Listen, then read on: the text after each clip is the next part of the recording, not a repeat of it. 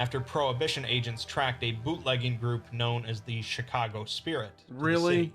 Really? This We're is gonna go with Al Capone?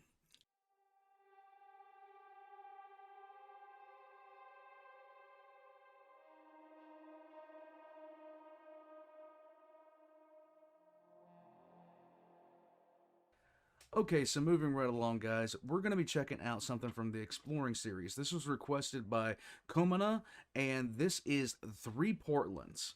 It's an SCP video, so I have enjoyed everything that I've seen out of the Exploring series so far.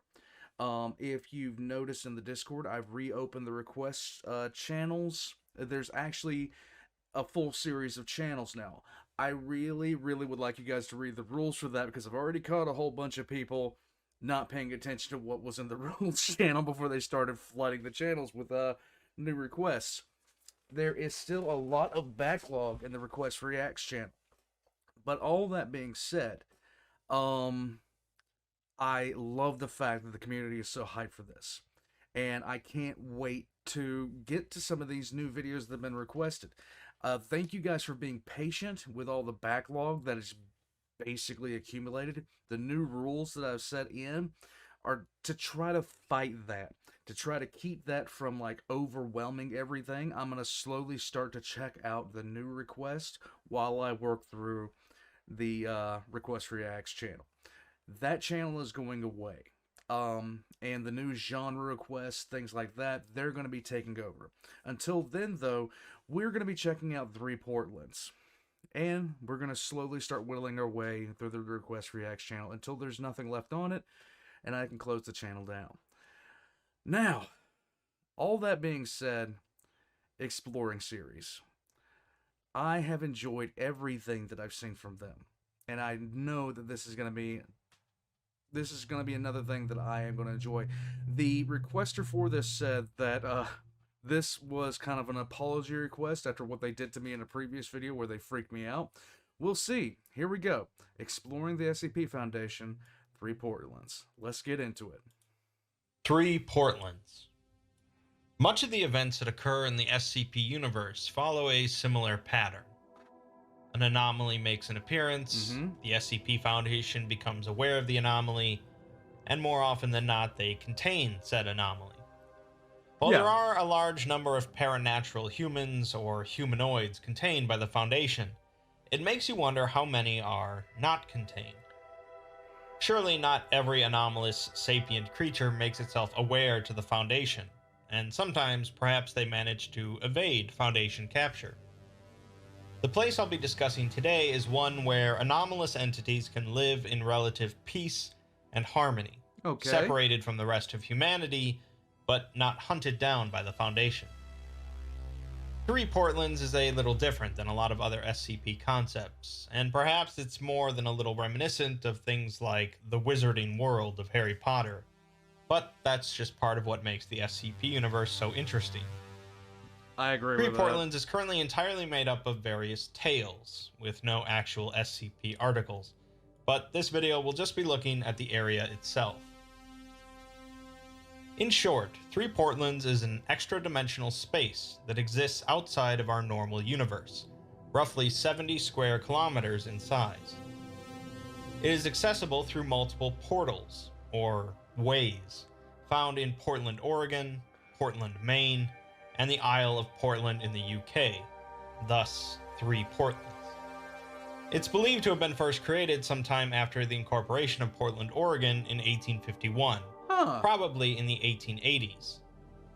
Exactly who or what formed the extra-dimensional space, and for what purpose, is unknown. Now, he says that he does make a note on there, Three Portlands isn't quite this developed or populated, but it's hard to find art of Three Portlands, and it's easy to find cyberpunk art, and I can understand that entirely.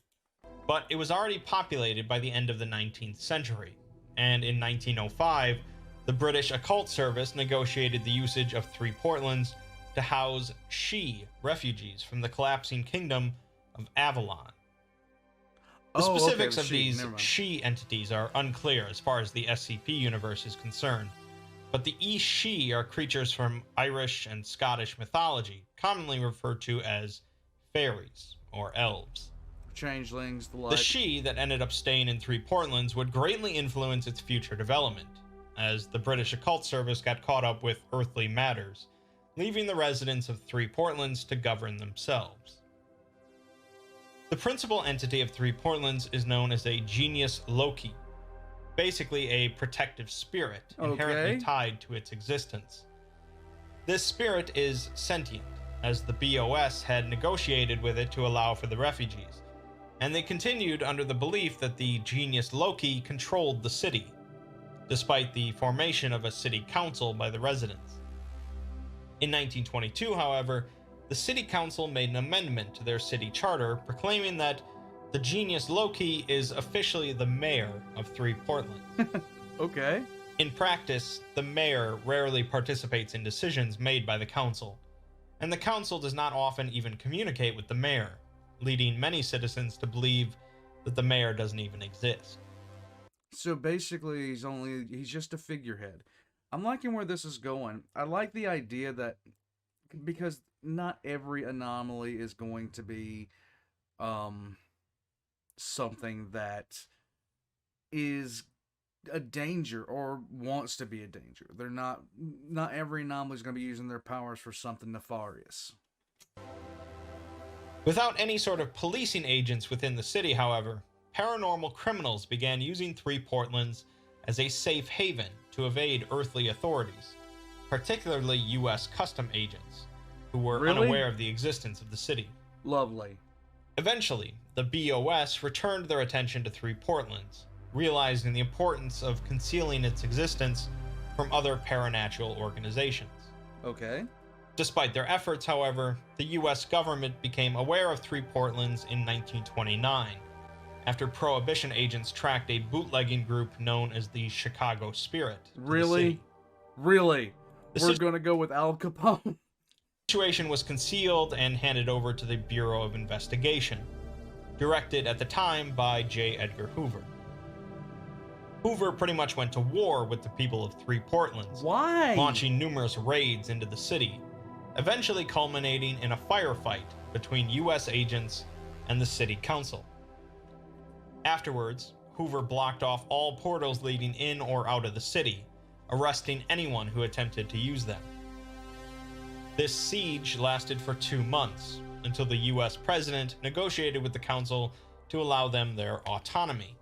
But in return, U.S. federal agents would be allowed to operate within Three Portlands to a limited degree. Okay, that The city council agreed out of fear of a full-scale war, despite protests from many of the city's residents. Right. The British didn't really care for this arrangement, as they weren't too keen on Three Portlands remaining autonomous, and they also didn't want U.S. agents poking around. Exactly. With the Seventh Occult War breaking out in 1939, the British Occult Service abandoned their claim to Three Portlands to the FBI's Unusual Incidents Unit in exchange for some wartime concessions. The Seventh Occult War coincided with World War II, as Axis occultists fought against the precursors to the Global Occult Initiative. Three Portlands would be used to transport supplies and personnel between North America and Britain, and so eventually the city came under attack from Nazi occult forces. Yay, we now have Nazi occultists. We're good. SCP Foundation is going Nazi occultist. I'm okay. All right, let's go.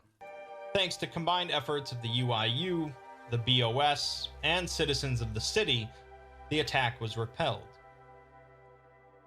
After the war, as more paranatural organizations came into existence, and more efforts were made by various governments to conceal the paranormal from the public, more and more anomalous entities were forced out of urban areas.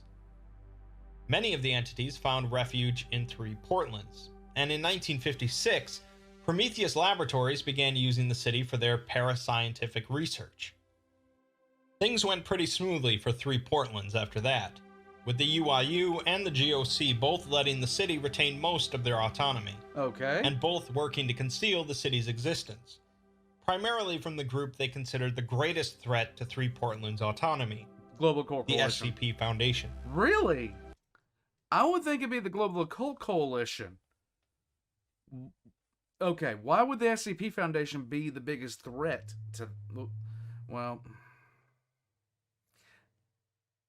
Yeah, I could kind of see it, but at the same time, I'd still be leaning more towards the Global Occult Coalition over the SCP Foundation, because I could just really see the GOC sneaking a nuke in there. Just saying. Although the UIU is often looked at as an incompetent organization, it's quite impressive that they managed to conceal 3 Portlands from the Foundation until 1970. Huh. Because of this, the UIU were seen quite favorably by many 3 Portlands residents, and a number of them would join the UIU as irregular agents. Despite the fears associated with the Foundation, though, 3 Portlands continued to exist much as it had been. Okay. The paratech industry continued to grow in the city for some time, until the GOC decided they wanted a bit more oversight into what was going on in that field. So they formed their own free port called UrTech, where paranormal companies could develop technology sponsored by the GOC. You see, that just seems kind of strange to me, given what the little bit that I know about the GOC. It just seems like the GOC will be completely against this, but that, again, that's just my limited knowledge of the GOC. In the wake of the Cold War, with the GOC bailing out a number of paratech companies in UrTech from bankruptcy, the waning paratech industry in 3 Portlands effectively collapsed. At the same time, a group known as the Lighthouse Mafia grew to prominence for their illegal smuggling of paratech through 3 Portlands. Lighthouse Mafia? Okay, I'm with you. Things began to recover for 3 Portlands around 2000, when a native citizen named Vincent Anderson started a company known as Anderson Robotics. Anderson Robotics became one of the most successful paratech companies, and Anderson made a number of generous contributions to the city. Since Anderson was well loved by the people of 3 Portlands, he knew he could circumvent and eventually disregard a number of restrictions on paratech development without the UIU acting against him. This is going to end well. Due to the laws in place that only the UIU have overarching criminal jurisdiction in 3 Portlands, the Foundation couldn't do much against Anderson either. This changed in 2018, however, when it was discovered that Anderson had used androids to infiltrate the US government. Lovely. An arrest warrant was issued, and Anderson disappeared, although his company still continued to run. In 2024, Anderson was finally captured by a joint task force between the Foundation and the UIU during a raid on the Anderson Robotics headquarters in downtown 3 Portlands.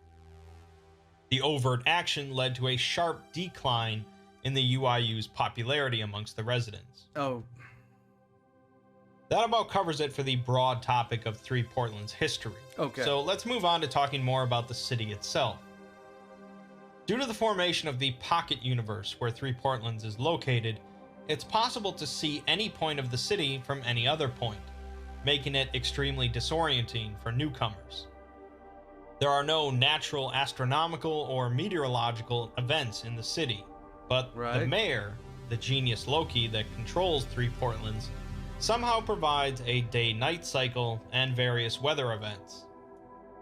The sun position is roughly linked to Portland, Maine, and the weather, generally rain, emulates the current weather of the 3 Portland regions on Earth. Most curiously, the ground surface of the city constantly expands away from the city center at a typically imperceptible rate. Additionally, approximately 3 miles from the city center in all directions is an impassable, invisible barrier placed by the mayor. The ground continues past it for a while, until it eventually degrades into the nothingness of unspace. The barrier therefore marks the outer edge of the city, but buildings are continually, albeit slowly, pushed out of this barrier. This limits the maximum size of the city, as well as forcing inhabitants to continue to construct new buildings. Okay. There are some structures that are anchored in place, however, and do not move along with the other buildings, creating other problems in regards to street grids and the ground surface. I can imagine. Most of these anchored buildings were created by the mayor, although some have been created by certain residents. The city center is a large anchor point from which the expansion stretches outwards, and so it's the location of various government buildings. The immediate space around it is devoted to a public park, due to being the most affected by the expansion. That makes sense. Other anchor regions include Prometheus Plaza, Memorial Park, and the campus for the International Center for the Study of Unified Thaumatology. I have no idea what that means. Although the UIU are responsible for any criminal investigations within the city, 3 Portlands does have their own local police department, consisting of a small number of officers, supplemented by volunteers, and security golems. Security golems. Their primary focus is on crime prevention, community outreach, event security, and assisting the UIU when necessary. The city itself is arranged along a polar grid, with a number of concentric rings of streets at irregular intervals spread out from the city center. Since these roads are not designed for motor vehicles, the city council maintains a ban on personal automobiles and heavy vehicles, with only a few exemptions. Huh.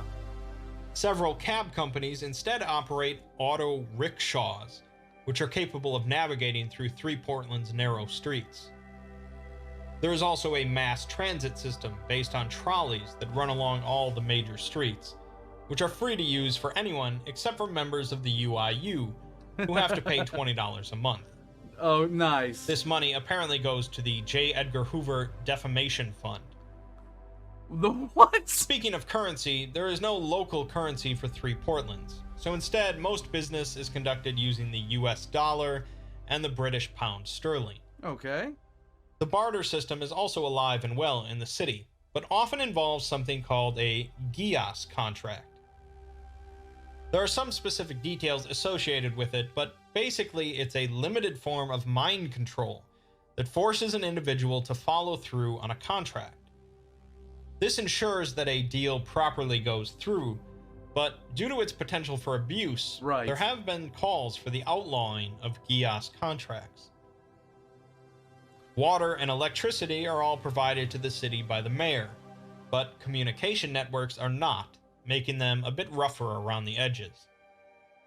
There is a citywide intranet that is not connected to the global internet, allowing for open communication. Train. Oh, gotta love the train. This is one of the things. God, I love the SCP universe. There are so many things. Can you stop it? Can you? There are so many things in the SCP universe that I just find fascinating. This is another one on that list. This honestly feels like something out of what, Sim City, or what is it, City Skylines, stuff like that. I actually have the City Skylines, and I would love for there to be continuous, there'd be a mod for something like this. I would love to see that. That would be awesome. Moving right along. Communication between residents. This intranet has its own forms of social media, the most popular being Void, a local clone of Twitter. Oh, nice. Prometheus Labs was responsible for providing connections to the global internet, and after the company's breakup, the city purchased a 50% stake in the subsidiary responsible for the internet connections, turning it into a municipal ISP. Outgoing internet traffic is required to pass through UIU filters to make sure the global public doesn't learn anything they shouldn't, which... Yeah, but do they have their own League of Legends teams? That's what I want to know. Is there 3 Portland's League team? That's what I want to know. Worlds is coming up, by the way. Slows things down. I'm not going to get to watch Worlds. I already know it. Why do I even say these things to myself?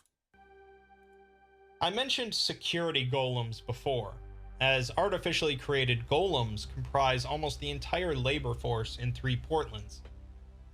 The local golem makers union, Golemancy United, maintains significant political and economic power in the city because of this.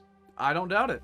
Golems are involved in manufacturing, construction, sanitation, and transit, allowing many residents to pursue creative and scientific endeavors in lieu of working.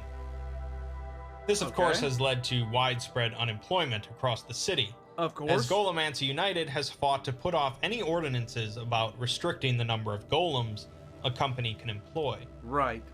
This is why the paratech industry is so prominent in Three Portlands, as golems can't handle the sensitive manufacturing of paranatural technology. There is a large number of venture capital funded startups throughout the city, most failing within the first few months. As for education, there's no public school system within Three Portlands, as citizens have feared that either the local government or perhaps other governments could use it for indoctrination. Most non-humans within the city utilize community schools, as the human population has the option of enrolling in one of the earthly Portland schools, a practice discouraged by the UIU. Okay. Homeschooling is of course also popular, and there are a handful of private for-profit schools.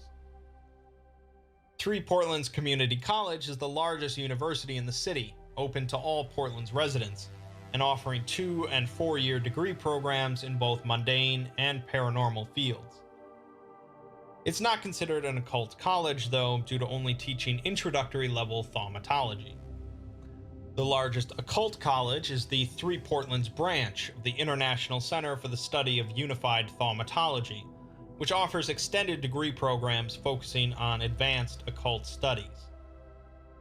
ICSUT Portlands has the highest levels of enrollment of any ICSUT campus, attracting students from across the globe.